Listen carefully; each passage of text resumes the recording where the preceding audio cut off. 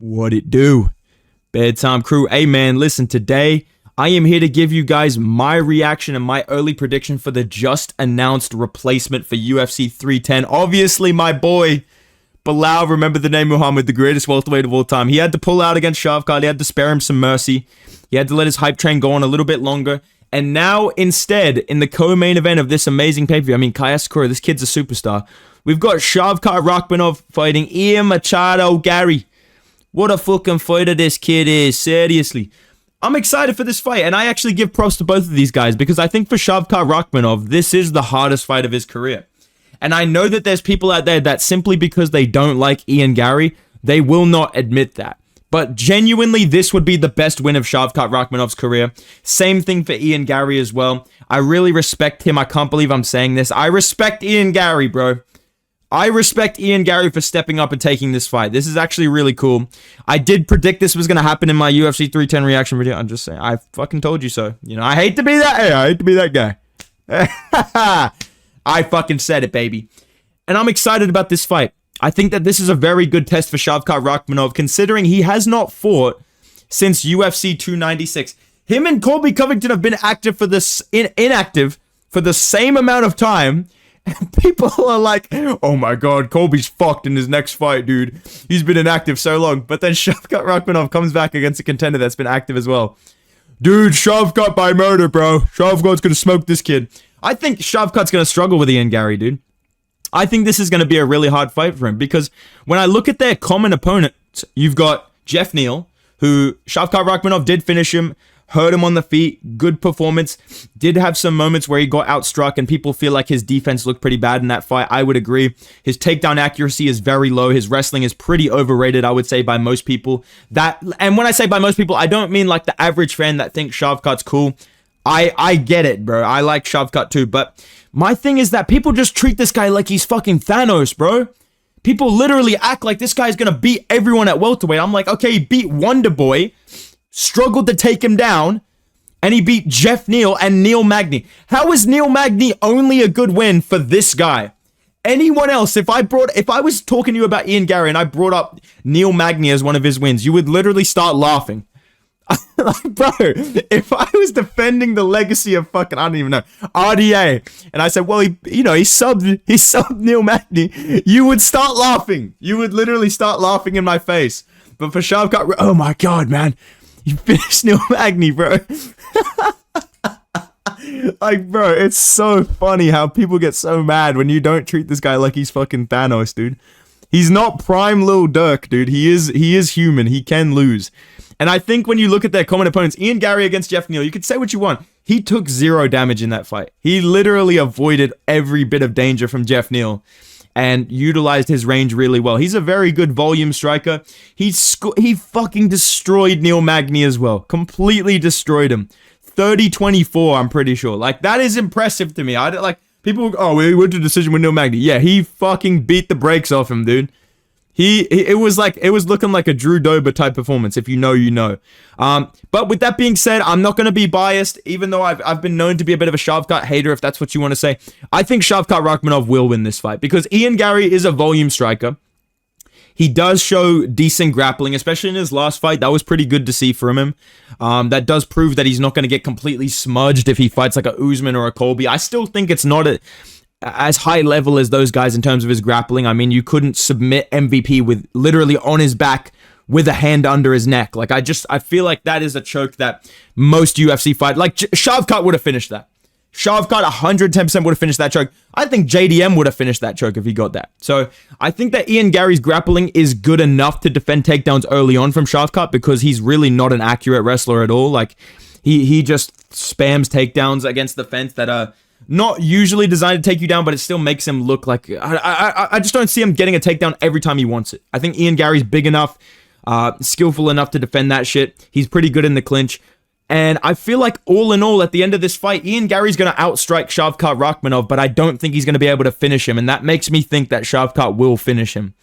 Like, I think to beat Shavkat Rakhmonov, you either have to be able to smudge him and hold him down and waste time like I think Bilal Muhammad would do. I think Bilal Muhammad would do good enough on the feet against Shavkat with his minimal head movement to get takedowns, waste time, hold him down, You know what I'm saying? I think that's a path to victory. I don't think Ian Garry's that good at wrestling like Bilal. But I do think Ian Garry's a good enough striker to like jab his head around, you know, avoid some big shots from Shavkat, throw some knees up the middle, maybe blast some head kicks, some leg kicks.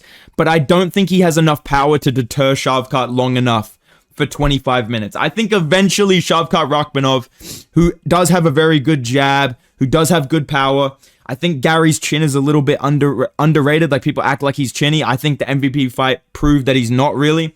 But we still don't know a lot. Like, he did get dropped by Song Kanan. So I think that the way that this fight goes, in my opinion, is Ian Garry outstrikes him, probably outlands him on the numbers, makes him miss a lot, defends some takedowns early on, but eventually Shavkat Rakhmonov's going to be able to land his jab, going to be able to get a hold of him, knee him to the body, push him back to the fence. And I think that we're going to see some sort of either takedown from Shavkat Rakhmonov against the fence, or Ian Garry maybe looks for some sort of submission. They scramble on the bottom. And I think that Shavkat Rakhmonov's going to be able to submit him with like a Das choke or a guillotine type shit in round 3. I think this is the type of fight where we're going to see some things of Shavkat Rakhmonov that we already know. Like, his head movement is not the best. You know, his takedowns are not super accurate. He does shoot a lot of them, and he's probably going to go for like 2 for 14 on takedowns against Ian Garry. But I also don't think Ian Garry has the power to finish him. I think Ian Garry has the skills to beat him, but I don't think he has the power to beat him. And I think Shavkat Rakhmonov will finish him in round 3, like late round 3 with a submission. I'm excited for this fight though, man. Getting undefeated versus undefeated in MMA is pretty fucking rare, especially in like a top level fight. I'm very excited for this. And like I said, I'm happy that Ian Garry took this, and I'm happy that Shavkat Rakhmonov is getting a fight against a real up-and-coming contender and not fighting someone that's fucking ranked number 9 and getting a title shot for it. Like, this is really what, in my opinion, determines the number 1 contender. I wish it was JDM. Obviously, you guys know me. I wish it was JDM. Okay, I wish it was Nick Diaz. No, I'm just kidding. But I wish it was JDM, but I'm happy with Ian Garry versus Shavkat. I think Ian Garry will do good enough, but I don't think he's going to get the win. But I think he'll earn respect. That's my final, like, bingo card-ish kind of prediction for this fight. I think Ian Garry will earn respect with his performance in this matchup. I don't think he's going to get smoked in this fight. That's what I'll say. Maybe he'll win a round or 2. Let's move on, though, because this fight being put together made it so that a certain welterweight contender had to come back on short notice and remind everybody that y'all must have forgot, bro. And all I gotta say is, we're back, baby. We're fucking back, baby. We are fucking back, baby. Oh my God, we're back. We're back. Colby's gonna win this, and we're getting another title shot. We will be getting another title. I'm just kidding. Colby's not gonna win this. Okay. Listen, dude, I really want to pick Colby Covington in this fight. I'm so fucking happy that he's back, and I think that he could win this fight. I don't agree with the people that are like, dude, Buckley's gonna fucking destroy this guy. All of you guys for the past 3 fights have been like, oh, Buckley sucks, dude. He's not accurate. All this shit. The second he fights Colby, oh my God, Buckley's a marauder, man. This guy's gonna destroy Colby. It's like, bro, okay, man. He was fucking down 2-0 to Wonder Boy, but it is what he was competitive with Alex Morono, but okay. I like Joaquin Buckley. I really like his activity. He is very powerful, and he is a very good wrestler. I don't think his wrestling will be such a big factor against Colby Covington, and that means that his striking is going to look a lot worse against Colby Covington, because when you're fighting somebody like Stephen Wonderboy Thompson, for example, even Vicente Luque, like, he's not the caliber of wrestler that Colby Covington is. So when Joaquin Buckley's level changing, you don't know if it's a takedown or you don't know if it's a punch. And I think for those guys, it's way worse if Joaquin Buckley shoots. Whereas Colby Covington, this guy's scrambling with this guy. This guy's one of the best wrestlers in the UFC in the welterweight division for sure. So I think that Colby Covington's wrestling and his pressure, if he backs Joaquin Buckley up, we're gonna see him land some good shots. I think his left hand down the middle is gonna be very effective because Buckley's like weird style is gonna be, you know. I think without the wrestling, it's going to look worse for Buckley on the feet. And I think that Colby Covington has good kicks, which work really well against Buckley. Obviously, he's the better wrestler. He's better cardio. My reason that I don't think he's going to win this, though, is because he's coming off a layoff and because I know if I pick him, he'll 100% lose. I know for a fact, I've done this enough times now. I know that if I pick Colby Covington, And I'm the guy that's like, trust me, guys, Colby's going to school Joaquin Buckley. Let's pump the brakes on Buckley. I know I'm going to be wrong, dude. I know Buckley is going to be down. And the thing that annoys me about this fight is I know for a fact that this is how it's going to go. Colby Covington is going to be winning the fight. He's going to be able to take down Joaquin Buckley. He's going to be able to avoid some big goofy shots from him, land some decent strikes. People are like, oh my God, Colby actually looks good. Like, I think Colby will win round 1. And people will be like, damn, Colby actually looks good, bro. He actually looks sharp. You know, because he's not going to have a broken foot. You know, crazy how that works, right, dude? But I feel like over 25 minutes, Colby Covington is going to have to, like, smudge the fuck out of Buckley. Like, he's going to have to hold him and control him for 25 minutes. And when you're dealing with someone that's explosive, and, like, Buckley is a good grappler. Like, he is a good wrestler. He does scramble quite well. And he's big and explosive. He's a former middleweight. I feel like for Colby Covington, this is, like, a young, worse version of Usman versus an older, worse version of Colby. That's really what I think of when I look at this matchup. And I'm sorry, but like that fight happened twice. And I feel like what's going to happen is Colby Covington's going to out-wrestle him. He's going to be able to land some good strikes on the feet. I think he's going to maybe be up 2 rounds. Maybe it's like you could be 1-1 going into the third. I just feel like 25 minutes is too long for this guy not to get rocked by Buckley. He got dropped by Masvidal. He got dropped by Usman a lot of times. He did not get dropped by Leon Scott because, you know, it's Leon. But, yeah, dude, I think that the fact that he's going to be slower, he's going to be older, his chin is just not what it used to be. He does have good survivability. Like, he can get on a takedown and survive around if he gets dropped. That is something he's good at. And a lot of people don't really give him credit for that. I do think he can survive maybe 1 or 2 knockdowns from Buckley, but I think once Buckley hurts, I don't know why I said Buckley. Once Buckley hurts, I was turning to I think once Buckley hurts him, you know, Joaquin Buckley, this guy's a great boxer. That's a real thing. I give you this though, Colby's a great wrestler. That's the honest truth. No, listen, dude. Colby's gonna be winning. He's going to be grappling him, but I don't think he can nullify Joaquin Buckley for 25 minutes. So I feel like Colby's going to be up 1 or 2 rounds, and then he's going to get caught with some shit up close, try and survive, get dropped again, and probably get TKO'd. I don't think Colby will get a frozen animation like Wonder Boy. I don't think Colby Covington is that type of fighter. He will like get straight back up and try and protest it. I can't picture Colby Covington getting like flatline KO'd, but I think that age is caught up to him.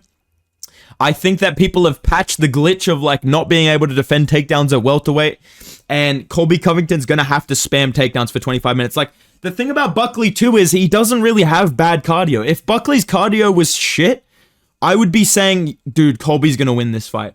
But he doesn't even have bad cardio. He was using cardio against middleweights like Nasruddin Imavov. He spams fucking takedowns. He is extremely high output. He doesn't really slow down. I think Buckley's cardio is going to be fine for 5 rounds, and I think that eventually over this fight, he's going to be able to hurt him, and I think he's going to be able to get the finish by TKO round 3, maybe like early round 4. I feel like it's going to be a thing where Colby looks better than people think, and like these fights are really similar, actually. I think Ian Garry's going to look good and then lose, and I think Colby Covington's going to be able to look good and then lose because of his chin and because of his, his speed is not going to match Joaquin Buckley's, and his physicality is not going to match. So these are my thoughts on these 2 matchups. I know you guys wanted to hear my opinion on this, people that follow the channel. So these are my predictions and thoughts on these matchups. I'm very excited for both of these. I'll be doing videos about these closer to them as well. But yeah, man, let me know what you guys think down below. I tried to be unbiased. Can you fucking believe it, dude? Like, you know I'm rooting for fucking Colby Covington in this fight because he's my OG boy. I've been watching this guy since UFC 225. Back when Stipe was fucking... Oh, my God, man. These were better days, bro. But yeah, man. I'm hoping Colby does well. He is entertaining for the division. He is entertaining for the sport. Just like Ilya Topuria back in the day. This guy started it, dude. You know. And Shavkat, Ian Garry... I'm indifferent. I'm probably rooting for Shavkat, honestly. I don't really want Ian Garry to be at the top of the division, but it's an exciting fight. It's a great matchup. I'm looking forward to it, man. Let me know what you think down below, though. Subscribe to the channel for more videos. Drop a like, and go follow me on Instagram and Twitter at Bedtime MMA so I can flex that shit on the huzz. And yeah, man, I'll see you in the next video, boys. Goodbye.